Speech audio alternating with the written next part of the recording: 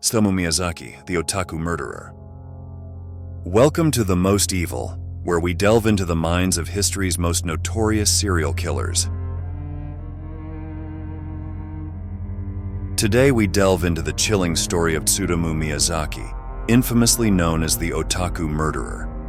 Miyazaki's horrific acts shocked Japan in the late 1980s, making him one of the most horrific serial killers in the country's history. Tsutomu Miyazaki was born on August 21, 1962 in Ikebukuro, Tokyo, Japan.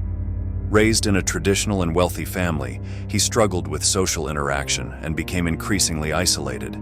Due to his parents being busy, he was mainly raised by his grandfather and an intellectually disabled man the family hired as a nanny. In May 1988, Miyazaki's grandfather died, which served to deepen his depression and isolate him even further.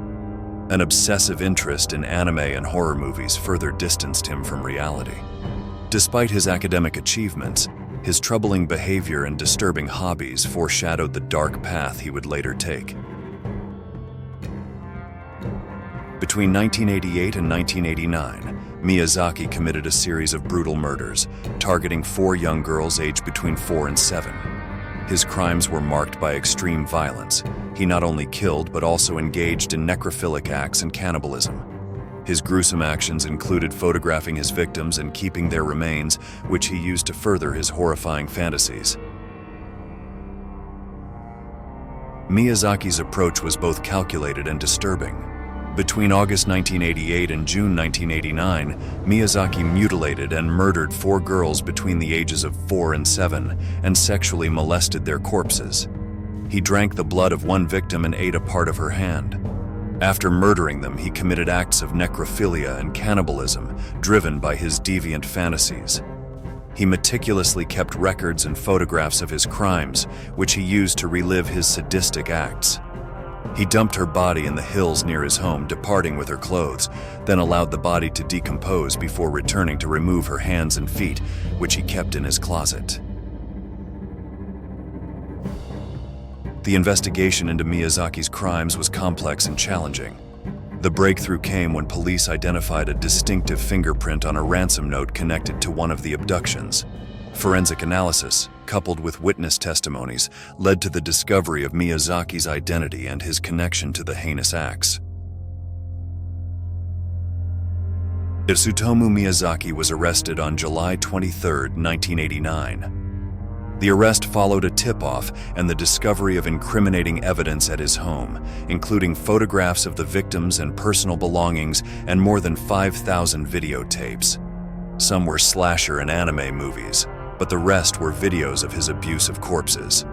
They found the corpse of his 4th victim lying in his closet. Her hands were missing.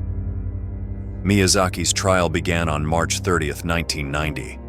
Often talking nonsensically, he blamed his actions on Rat Man, an alter ego who he claimed forced him to kill.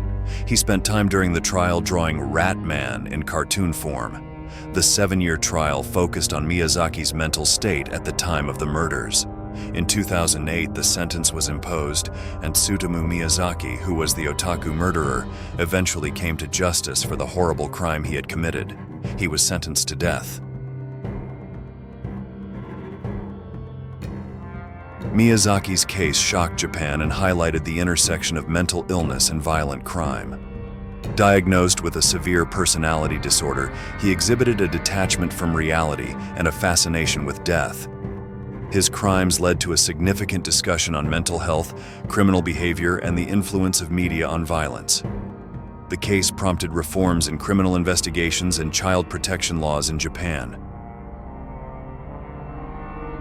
Tsutomu Miyazaki's horrifying acts left an indelible mark on Japanese society. His disturbing legacy continues to be a subject of study for those seeking to understand the darkest aspects of human behavior. If you found this video insightful, don't forget to like, share, and subscribe to our channel for more content on true crime and psychological analysis. Remember to stay vigilant, and until next time, stay safe.